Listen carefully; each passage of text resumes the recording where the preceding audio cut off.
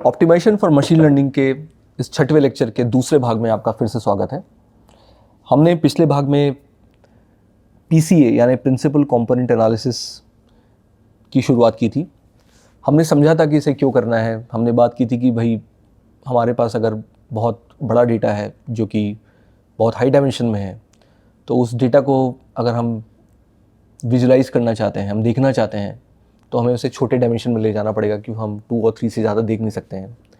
या अगर हम उसे डेटा को कंप्रेस करना चाहते हैं तो हमें उसे फिर से एक छोटे डायमेंशन, एक ऐसे रिप्रेजेंटेशन में ले जाना पड़ेगा जहाँ पे उसका डायमेंशनैलिटी छोटा हो, पहले से छोटा हो।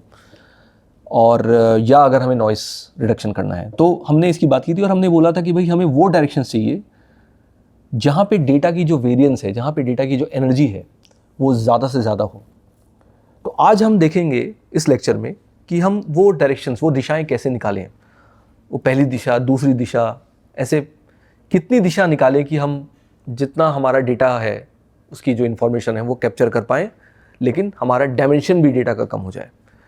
और जैसा हमने देखा था कि मशीन लर्निंग का जो सबसे पहला टॉपिक है, जहाँ पे हम बड़े डेटा, बहुत हमारे पास बड़े डेटा सेट्स आते हैं, हम उन डेटा सेट्स में कोई भी एल्गोरिदम चलाने के पहले उन डेटा सेट को थोड़ा कंप्रेस करते हैं, थोड़ा छोटा करते हैं, ताकि हम आसानी से समझ पाए कि वहाँ क्या हो रहा है।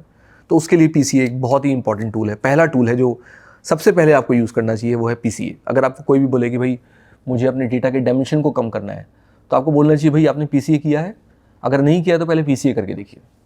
तो पीसीए क्या है और उसका मैथमेटिकल मीनिंग क्या है, आज हम ये देखेंगे। तो भाई मैं पहले थोड़ा आपको नोटेशन फिर से समझा दूं। तो मान लीजिए हमारे पास जो डेटा है वो एक बड़े मैट्रिक्स एक्स में है, और इस मैट्रिक्स एक्स के जो कॉलम हैं वो हमारे डेटा पॉइंट्स हैं, चाहे वो कॉलम x1, x2 और xn, यानी इसमें n कॉलम्स हैं, यानी कि हमारे पास n डेटा पॉइंट्स हैं। और हर डेटा पॉइंट जो है, जो हमारे जो कॉलम्स हैं, यानी हर डेटा पॉइंट वो डी डायमेंशन में है, यानी xi जो है वो एक डी डायमेंशन का वेक्टर है, और हमारे पास ऐसे n डी डायमेंशन के वेक्टर्स हैं। तो ये हमारा डेटा सेट है। तो इसको अब हम बोलेंगे डेटा सेट, कैपिटल X। तो ये तो हमारा पहला नोटेशन है।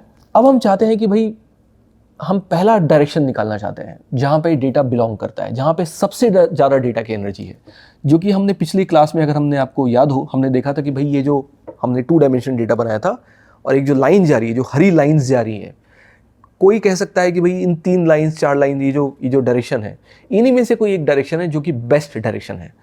अब ये बेस्ट का मतलब क्या है, मैथमेटिकल मतलब क्या है, और हम बेस्ट डायरेक्शन कैसे निकालें जहाँ पे सारा डेटा बिलोंग करता है, या डेटा बहुत सारा बिलोंग करता है। सारा डेटा बिलोंग नहीं करेगा, बहुत सारा डेटा बिलोंग करेगा।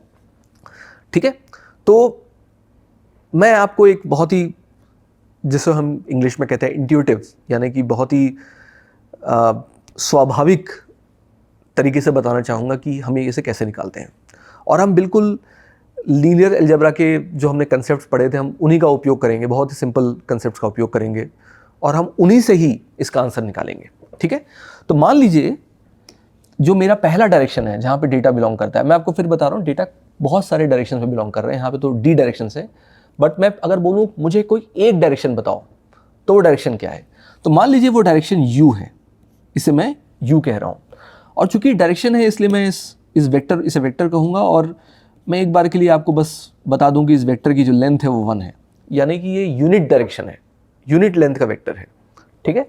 मान लीजिए डायरेक्शन यू है, तो जो पहला इंट्यूटिव पॉइंट है वो ये है कि भाई मेरे जितने भी डेटा पॉइंट्स हैं उनसे इस डायरेक्शन का एंगल जो है वो कम से कम हो, है ना। तो अगर कम से कम एंगल में बोलूं आपको, अगर अभी आपको याद होगा, एंगल कम से कम हो मतलब कि ये डायरेक्शन उन डेटा पॉइंट्स की डायरेक्शन में ही रहे, है ना। तो अगर एंगल कम से कम है, तो आपको याद होगा हमने एंगल कैसे निकाला था, हमने एंगल इनर प्रोडक्ट लेके निकाला था। तो मैं कहूँगा कि भाई मैं चाहता हूँ कि एंगल कम से कम हो, यानी उसका इनर प्रोडक्ट ज़्यादा से ज़्यादा हो, क्योंकि उसका कॉस थीटा जितना बड़ा होगा उसका एंगल उतना ही बड़ा होगा, और इनर प्रोडक्ट हमें कॉस थीटा देता था। तो अगर आपको याद होगा कि कोई मेरे पास 2 वेक्टर है उनका जो इनर प्रोडक्ट है ए बी, वो कुछ ऐसा था, ए का नॉर्म इंटू बी का नॉर्म और into cos theta angle between A B, है ना, ये इनर प्रोडक्ट था। तो सिमिलरली जो मेरी यू डायरेक्शन है उसका जो इनर प्रोडक्ट है मेरे कोई भी एक वेक्टर एक्स आई उसके साथ, और एक्स आई यही वेक्टर है, यही सारे वेक्टर्स हैं, जो कुछ इस तरह होगा, यू का नॉर्म, एक्स का नॉर्म, एक्स आई का नॉर्म मतलब, और उनके बीच का एंगल, है ना। तो ये inner product between any vector u and my data points x i, ठीक है। तो भाई हम ये चाहते हैं कि वही जिसमें कॉस थीटा वो जो हो, मतलब जो डायरेक्शन है वो ऐसी डायरेक्शन हो कि वो उस वेक्टर के साथ अलाइंड हो, और जो ऐसी डायरेक्शन होगी वही डायरेक्शन जो होगी बेस्ट डायरेक्शन होगी, राइट। तो मैं आपको फिर से उदाहरण में दिखा दूं कि जो हमारी लाइन है, ये जो हमारे सारे वेक्टर्स, हमारे जो डेटा पॉइंट्स हैं, ये लाइन जो है करीब करीब मतलब उन सारे डेटा पॉइंट्स के डायरेक्शन में ही है, कुछ छोटा एंगल ही बना रही है, और हम वो लाइन चाहते हैं जो बेस्ट एंगल बनाए, है ना, ओवरऑल बेस्ट एंगल बनाए। तो हम उसी को मैथमेटिकली आज लिखना चाह रहे हैं, और उसी की शुरुआत मैंने आपको बताया कि भाई ये जो बेस्ट डायरेक्शन की बात है, ये एक्चुअली डेटा पॉइंट्स और डायरेक्शन के एंगल की बात है, जो कि आगे चल के वेरिएंस बन जाएगा और मैं इसमें आऊँगा, ठीक है। तो मैं अब एक टर्म लिख रहा हूँ, और ये टर्म है u transpose x I square. This is nothing but the absolute value का स्क्वायर है बिटवीन एंगल, है ना। तो मैं यहाँ पे cos ऑफ -180, cos ऑफ 180 और cos ऑफ 0 को एक तरह से बराबर मान रहा हूँ। भाई आप अगर मुझे ये डायरेक्शन भी दे देंगे तो एक तरह से वो इसी डायरेक्शन का उल्टा है, तो उसका कोफिशिएंट बस नेगेटिव ही होगा। तो बस एक छोटा सा यहाँ पे एक अंतर है। तो कहने का मतलब ये कि चाहे मैं डेटा के पॉइंट में डायरेक्शन करूँ, डेटा के डायरेक्शन में पॉइंट करूँ, चाहे डेटा के डायरेक्शन के अपोजिट पॉइंट करूँ, ये दोनों ही ठीक हैं, क्योंकि एक तरह से मैंने सिर्फ मुझे कोफिशिएंट से मतलब है, तो कोफिशिएंट -1 भी हो सकता है, +1 भी हो सकता है, तो दोनों ही अच्छा है।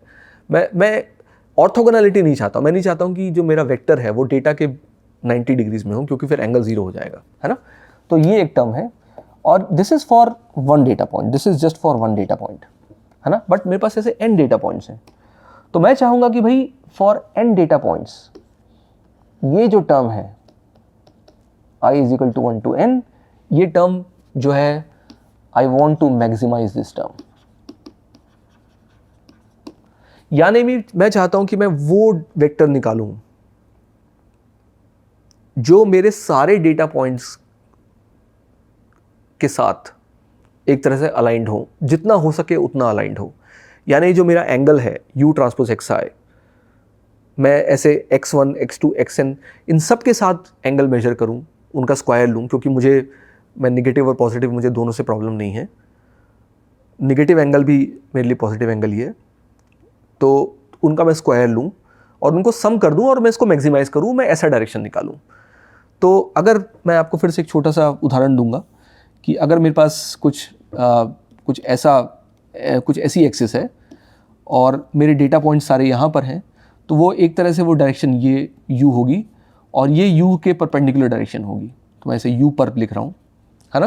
तो आप ये देखिए कि u के डायरेक्शन में ही सारे वेक्टर्स हैं, u पर में एक्चुअली नहीं है। तो u पर का जो इनके साथ एंगल है वो करीब करीब 90 डिग्रीज है, यानी उसमें ये जो टर्म है ये करीब करीब 0 हो जाएगी, और इसके साथ ये करीब करीब ये टर्म जो है मैक्सिमाइज हो जाएगी। तो इस तरह ये मैं आपको बताना चाह रहा हूँ कि ये जो u डायरेक्शन जो हम निकालना चाह रहे हैं, उसको निकालने का एक तरीका है कि हम ये ऑप्टिमाइजेशन प्रॉब्लम सॉल्व करें, और ये हमारे इस कोर्स की पहली ऑप्टिमाइजेशन प्रॉब्लम भी है। तो ये जो कोर्स है ऑप्टिमाइजेशन फॉर मशीन लर्निंग, एक तरह से आज हम लीनियर अलजेब्रा से आगे बढ़ के ऑप्टिमाइजेशन में चले गए हैं और हम इसको आज सॉल्व करने वाले हैं। तो मैं फिर से इस ऑप्टिमाइजेशन प्रॉब्लम पे आता हूँ। तो हमने ये प्रॉब्लम लिखी है। हमने बोला कि भाई हमें वो डायरेक्शन चाहिए जो, और हम ये पहली डायरेक्शन की बात कर रहे हैं, जो मेरा ये जो स्क्वायर सम है सारे डेटा पॉइंट्स के लिए, और हम इसमें 1/n भी कर सकते हैं, बट फ़र्क नहीं पड़ता है उससे। ये हमें मैक्सिमाइज़ करें सच दैट जो हमारा u जो है उसका जो नॉर्म है वो 1 है। यानी हम वो यूनिट डायरेक्शन निकालें, क्योंकि हमें u के नॉर्म से मतलब नहीं है, हमें वेक्टर के लेंथ से मतलब नहीं है, हमें वेक्टर की डायरेक्शन से मतलब है। ठीक है, तो हम ये मैक्सिमाइज करें। अब मैं इसी कोई और आगे लिखूंगा और आप देखेंगे कि भाई ये प्रॉब्लम हमने पहले सॉल्व की हुई है। ठीक है, तो अब हम इसको आगे लिखते हैं। इसको मैं लिख सकता हूँ थोड़ा अलग तरीके से। मैं इसे एक्स आई ट्रांसपोज यू भी लिख सकता हूँ, का स्क्वायर लिख सकता हूँ। X i transpose u transpose x i, u transpose x i is same as x i transpose u, यानी दो वेक्टर के बीच का जो एंगल है, ए और बी का जो एंगल है, वो ही बी और ए का एंगल है। तो मैं इसको ऐसे भी लिख सकता हूँ। ठीक है, और अब मैं इसको लिख सकता हूँ, इसे आप ध्यान से देखिए, एक्स आई ट्रांसपोज यू का transpose times x i transpose you.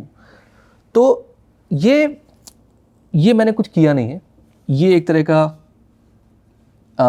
X i transpose you जो है का जो स्क्वायर है, उसको मैंने x i transpose you times x i transpose you लिखा है। मगर एक्स आई ट्रांसपोज यू जो है वो है एक्स आई ट्रांसपोज यू का ट्रांसपोज की तरह ही है, क्योंकि ये दोनों स्केलर है, क्योंकि x i transpose you scalar है, इसलिए इसका ट्रांसपोज भी सेम ही होगा, है ना। तो मैंने सिर्फ इसको ऐसे लिखा है, और अब मैं इसको फिर से आगे लिख सकता हूँ, you transpose times x i transpose times you. अब ये हमारा एक बहुत ही प्यारा इक्वेशन बन गया है। हमने एक्स आई ट्रांसपोज यू के स्क्वायर को you transpose x i transpose you के फॉर्म में लिख दिया है। ठीक है, और अब मैं इस पे ही आगे काम करूँगा। तो मैं ज़रा इसे कॉपी करके आगे पेस्ट करता हूँ। ठीक है, तो ये हमारा इक्वेशन था।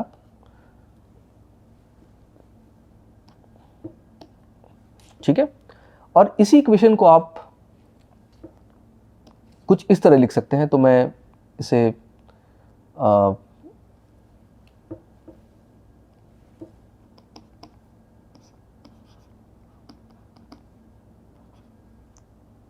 मैं अब समेशन को अंदर ले जा रहा हूँ, और चूंकि समेशन आई में है तो यू बाहर ही रहेगा। तो यू ट्रांसपोज, माफ़ कीजिएगा, इसे थोड़ा सफाई से लिख दिया जाए। तो इसे मैं लिख सकता हूँ you transpose summation of x i transpose times you. तो ये कुछ इस तरह आ गया है। तो आप इस इक्वेशन को ध्यान रखिए, और अब मैं अपने पिछले क्लास में जो हमने बात की थी, कुछ एक दो क्लास पहले जो हमने बात की थी, मैं उस पर आपका ध्यान आकर्षित करना चाहूँगा। तो आप इस इक्वेशन को ध्यान रखिए। तो मैं इसे कॉपी कर लेता हूँ केवल, और हम इसे आगे चल के हम फिर से देखें कि ये कहाँ यूज़ हो रहा है। तो चलिए इसे कॉपी कर लें। तो ये हमने कॉपी कर लिया है। हमने पिछले इक्वेशन को मैं आपको फिर से दिखा दूँ कि हमने इसे मैक्सिमाइज़ करने की बात की थी, यू ट्रांसपोज एक्स आई के समेशन को मैक्सिमाइज़ करने की बात की थी, और एक्स आई स्क्वायर को समेशन को, माफ़ कीजिएगा, मैक्सिमाइज़ करने की बात की थी। और इसी इक्वेशन को हमने कुछ इस तरह लिखा है, और अब हम इसको देखते हैं कि इसका मतलब क्या है। तो ये हमने देख लिया। अगर मैं आपको याद दिलाऊं, तो अगर मैं आपको इस मैट्रिक्स के मल्टीप्लिकेशन का मतलब याद दिलाऊं, x इंटू एक्स ट्रांसपोज, तो आपको याद होगा कि इसको हमने बोला था भाई, ये जो दो मैट्रिक्स A और B मल्टीप्लाई होते हैं, हम उसको A के कॉलम और B के रो के मल्टीप्लिकेशन के फॉर्म में भी देख सकते हैं, कि समेशन के मल्टीप्लिकेशन के समेशन के फॉर्म में देख सकते हैं। यानी कि एक्स आई का कॉलम और एक्स ट्रांसपोज का रो, यानी कि अगेन एक्स आई ट्रांसपोज के समेशन की तरह देख सकते हैं। यानी अगर मैं यहाँ पे आपको साइड में बताना चाहूँ, तो x मेरा ऐसा है और x ट्रांसपोज जो है मेरा कुछ इस तरह है। ठीक है, x जो है वो मेरा d क्रॉस n है, और जो x ट्रांसपोज है वो n क्रॉस d है। तो हम एक तरह से इसके कॉलम, इसका एक रो, इसका एक कॉलम, इसका एक रो, इस तरह से हम बहुत सारे इन दोनों के मल्टीप्लिकेशन को हम ऐसे देख सकते हैं ना। इसका x का कॉलम x ट्रांसपोज करो, x का कॉलम x ट्रांसपोज करो, ऐसे बहुत सारे मल्टीप्लिकेशन की तरह देख सकते हैं। और अगर आप एक्स आई ट्रांसपोज को देखें, तो ये एग्जैक्टली वही है। ये है एक्स आई का कॉलम और एक्स आई ट्रांसपोज का रो, पहला रो, एक्स आई ट्रांसपोज का जो पहला रो है वो एक्स के कॉलम का ट्रांसपोज है ना। तो इस तरह ये जो एक्स एक्स ट्रांसपोज है वो चूंकि ये है, चूंकि कुछ इस तरह दिखता है, इसलिए इस चीज़ को, इस इक्वेशन को मैं कुछ इस तरह लिख सकता हूँ, you transpose x x transpose times you, यानी इस इक्वेशन को मैं कुछ इस तरह लिख सकता हूँ। मैं आपको फिर बता दूँ, ये बहुत ही आसान सी चीज़ें समझना कि अगर मेरे पास दो मैट्रिक्स ए और बी हैं तो ए और बी के मल्टीप्लिकेशन को मैं ए के कॉलम और बी के रो के ऐसे बहुत सारे मल्टीप्लिकेशन के समेशन की तरह लिख सकता हूँ। तो अगर मेरे पास ऐसे बहुत सारे समेशन हैं तो मैं इसको ए और इंटू बी की तरह भी लिख सकता हूँ। तो हमने यहाँ पे वो उल्टा किया है, हमने ये कॉलम और ये रो ऐसे समेशंस को हमने एक साथ यहाँ लिख दिया है। तो इस तरह ये जो हमारी जो ऑप्टिमाइजेशन प्रॉब्लम थी कि हमें ये मैक्सिमाइज करना है,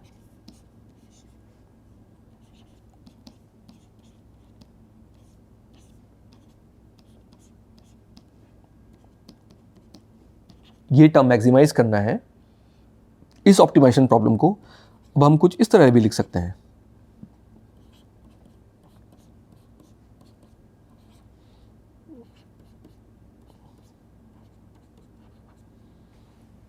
कि हमें वो u निकालना है जो कि इस टर्म को मैक्सिमाइज करे।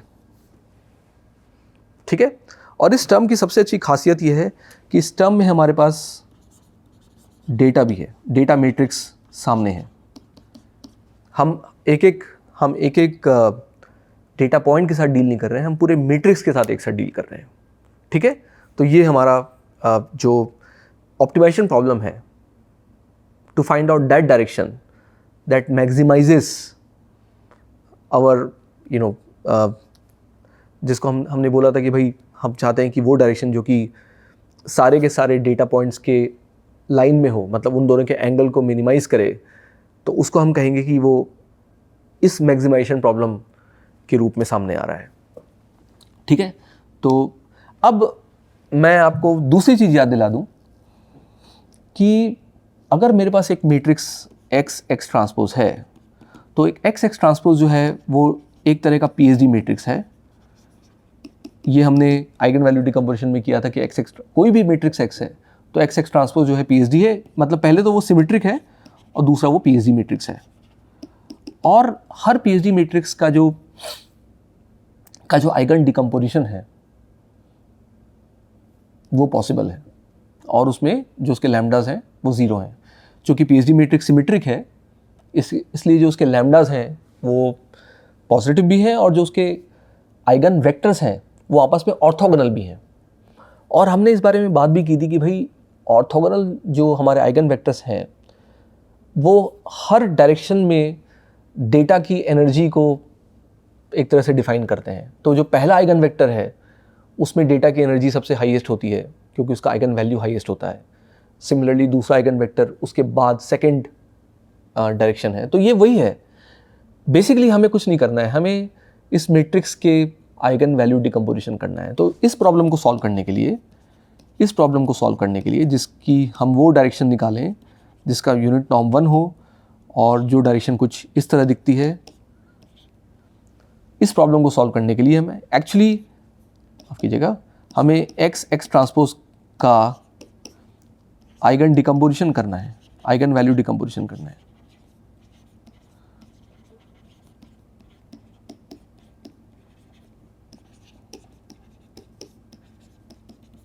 बेसिकली यही है, यानी कि हमने जो पीसीए की जो प्रॉब्लम है उसको एक तरह से आइगन वैल्यू डिकम्पोजिशन प्रॉब्लम की तरह लिख दिया है।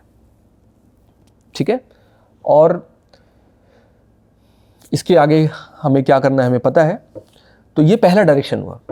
वैसे ही जो दूसरा डायरेक्शन है उस प्रॉब्लम को भी हमें ऐसे ही सॉल्व करना है, हमें आइगन वैल्यू डिकम्पोजिशन उसी मैट्रिक्स का करना है। तो हमें अलग अलग आइगन वैल्यू डिकम्पोजिशन करने की ज़रूरत नहीं है, हम इसका एक साथ आइगन वैल्यू डिकम्पोजिशन करेंगे और हम इस प्रॉब्लम को सिर्फ उसी तरह सॉल्व कर देंगे आइगन वैल्यू डिकम्पोजिशन करके।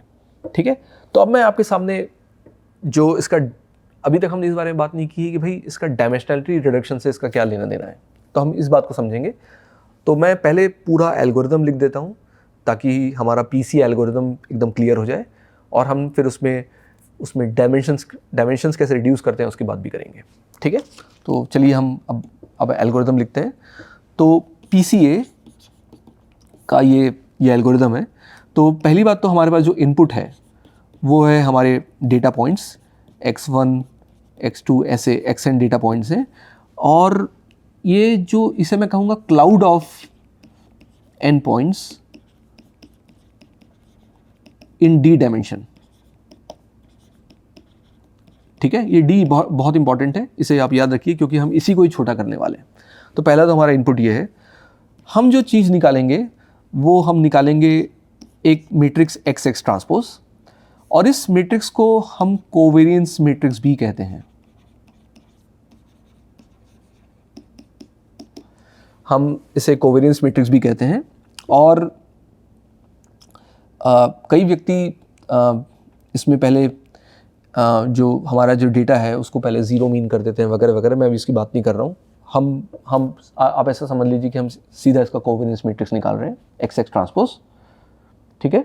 ये मैट्रिक्स कुछ नहीं है, ये जो हमारा डेटा मैट्रिक्स है उसका मैंने x टाइम्स x ट्रांसपोज लिया और हमने ये मैट्रिक्स निकाल दिया। ये जो मैट्रिक्स निकला है वो एक तरह से d क्रॉस d मैट्रिक्स निकला है, और हम आगे चल के देखेंगे कि भाई ये जो d अगर बहुत बड़ा हो जाता है तो d क्रॉस d मैट्रिक्स निकालना थोड़ा मुश्किल हो जाता है, तो हम इसको छोटा कैसे कर सकते हैं, हम इस बारे में बात करेंगे। बट हम पहला स्टेप है कि कंप्यूट द कोवेरिएंस मैट्रिक्स, माफ़ कीजिएगा दूसरा स्टेप है कंप्यूट द कोवेरिएंस मैट्रिक्स, ठीक है। अब तीसरा स्टेप है इस कोवेरिएंस मैट्रिक्स, इसको मैं सिग्मा कह देता हूँ। Sigma, do the eigen value decomposition of sigma, EVD of sigma which is written as, हमने आपको अगर आपको याद होगा, which is written as P transpose. ये हमारे जो P जो है हमारे सिग्मा के आइगन वेक्टर्स हैं, D जो है एक डायगोनल मैट्रिक्स है जिसमें आइगन वैल्यूज़ भरे हुए हैं, और P ट्रांसपोज जो है वही आइगन वेक्टर्स का ट्रांसपोज है। तो तीसरा स्टेप है eigen value decomposition of sigma. और अब जो चौथा स्टेप है वो इस मैट्रिक्स को, इस डेटा के डायमेंशन को छोटा करने वाला स्टेप है। तो हम ये बोलेंगे कि भाई हमारा जो डेटा है xi वो d डायमेंशन का है। हम एक नया डेटा बनाएंगे इससे, हर xi के करस्पॉन्डिंग yi, और हम बोलेंगे जो हमारा yi है वो है p k transpose times xi। और मैं आऊँगा इस पे कि ये RK में क्यों है, ठीक है। बट जो हमारा PK है वो कुछ इस तरह है। तो मैं इसे छोटा करके आपको PK समझाना चाहूँगा। पहले PK क्या है, तो पहले हम इसे इस पूरे को छोटा कर देते हैं।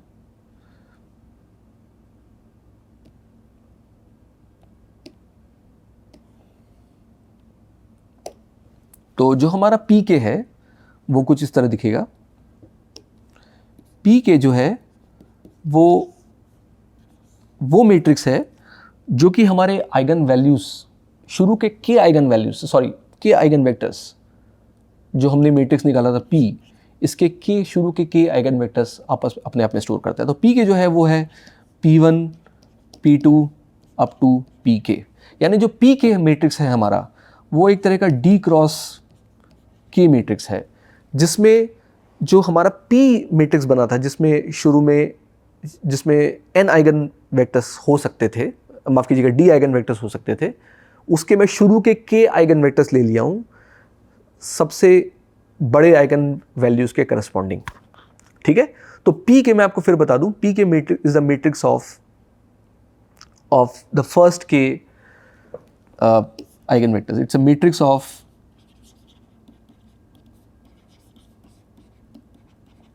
फर्स्ट के आइगन वेक्टर्स, ठीक है।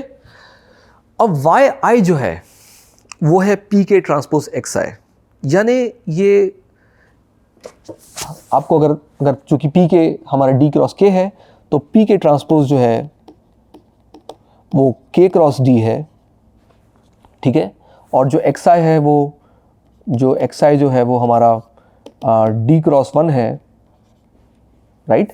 तो जो YI है वो एक तरह से D cross K times K cross 1, यानी कि वो एक तरह का D क्रॉस 1 वेक्टर है। तो हमने ये किया है कि हमने हर डेटा पॉइंट XI पे P के ट्रांसपोज मल्टीप्लाई किया है, और ये P के ट्रांसपोज कुछ नहीं है। P के ट्रांसपोज यानी कि जिसे हम पहले U कह रहे थे, अब यहाँ पे हमारे पास K ऐसे U हैं, और हम हर U का इसके साथ इनर प्रोडक्ट ले रहे हैं। तो मैं आपको P के ट्रांसपोज कैसा दिखता है और P के ट्रांसपोज XI कैसा दिखता है पहले थोड़ा दिखाना चाहूँगा, इससे आपको समझ में आ जाएगा। तो जो P के ट्रांसपोज XI है वो कुछ इस तरह दिखेगा। P के ट्रांसपोज XI में पहला रो जो है वो है P1 ट्रांसपोज, यानी कि पहला आइगन वेक्टर को हमने रो फॉर्म में लिख दिया है। सिमिलरली P2 ट्रांसपोज यहाँ पर है, और सिमिलरली P के ट्रांसपोज यहाँ पर है, यानी कि हमने शुरू के जो K आइगन वेक्टर्स हमें मिले थे, हमें कहाँ से मिले थे? हमें मिले थे यहाँ से। हमें सिग्मा जो डेटा मैट्रिक्स जो था हमारा, उससे जो हमने सिग्मा निकाला था covariance matrix X into x transpose, उसका हमने आइगन वैल्यू डिकम्पोजिशन किया था, और उस आइगन वैल्यू डिकम्पोजिशन करके जो हमें शुरू के जो K आइगन वेक्टर्स मिले थे, हमने उससे P के ट्रांसपोज बनाया है। और जो P के ट्रांसपोज है इंटू XI यानी कुछ ऐसा दिखेगा। तो ये जो है अगर आप देखें तो ये पहला इसका जो P के ट्रांसपोज XI का जो पहला एलिमेंट है वो P1 ट्रांसपोज XI है। सिमिलरली दूसरा एलिमेंट जो है वो P2 ट्रांसपोज XI है। सिमिलरली जो इसका kth एलिमेंट है वो P के ट्रांसपोज XI है।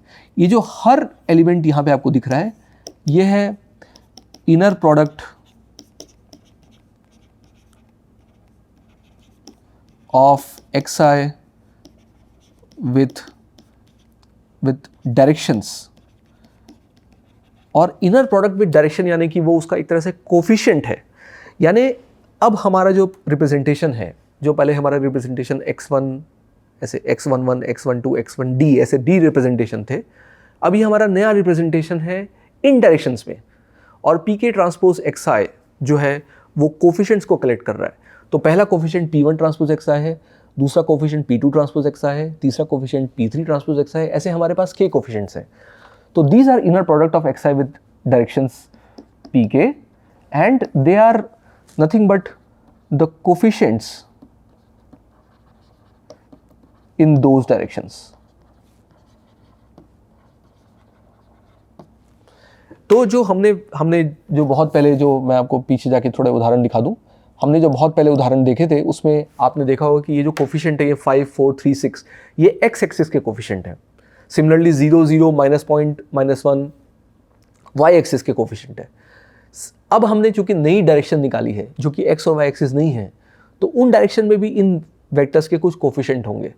तो ये जो कोफिशिएंट्स हैं, पहले हमारे पास d कोफिशिएंट्स थे और अभी हमारे पास स्मॉल के कोफिशिएंट्स हैं जो कि d से बहुत छोटा है। तो पहले हमारे पास रिप्रेजेंटेशन जो वेक्टर था वो d लेंथ का था, अब हमारे पास जो रिप्रेजेंटेशन वेक्टर है वो है k लेंथ का, जो छोटा है k से, d से। इस तरह हमने जो हमारे जो रिप्रेजेंटेशन है इस तरह हमने उसको छोटा कर दिया है, ठीक है। तो ये है PCA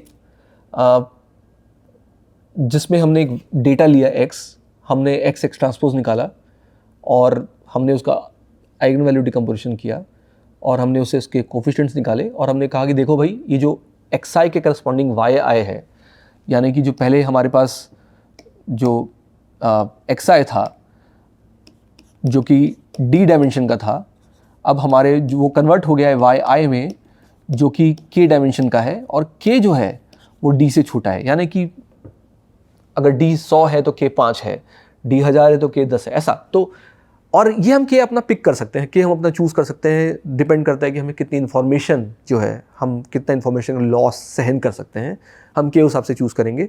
हम K को 100 D के बराबर भी रख सकते हैं। इन दैट केस हमारे पास केवल ये है कि पहले हमारे जो जिसे हम कैनोनिकल बेसिस कहते थे, अब हमारे पास नए बेसिस हैं जो कि आइगन डायरेक्शंस हैं।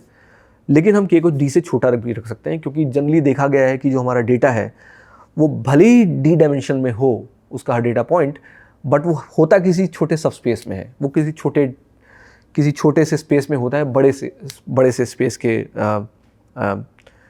एम्बिएंट डायरेक्शन उसका बड़ा है, लेकिन उसका जो रियल डायमेंशन है उसका छोटा होता है। तो इसलिए एक तरह से हमने जो d डायमेंशन का वेक्टर था हमने उसको छोटा कर दिया है। तो ये एक तरह से आपको देखिए आपको इससे कंप्रेशन में मिल गया है, ठीक है। तो इसी को हम PCA कहते हैं। अभी तक हमने PCA को समझा था कि भाई EVD से कैसे कर सकते हैं, बट अगर आपको ध्यान होगा तो उसमें सिंगुलर वैल्यू डिकम्पोजिशन में भी हमने एक मैट्रिक्स X का जब सिंगुलर वैल्यू डिकम्पोजिशन निकाला था तो हमने X ट्रांसपोज का आइगन वैल्यू डिकम्पोजिशन निकाला था। इसका मतलब हम इसी चीज़ को डायरेक्टली सिंगुलर वैल्यू डिकम्पोजिशन से कर सकते हैं। तो हम अगली क्लास में सिंगुलर वैल्यू डिकम्पोजिशन और PCA का जो संबंध है वो देखेंगे और हम इस पर कोडिंग भी करेंगे। अभी के लिए इतना ही, धन्यवाद।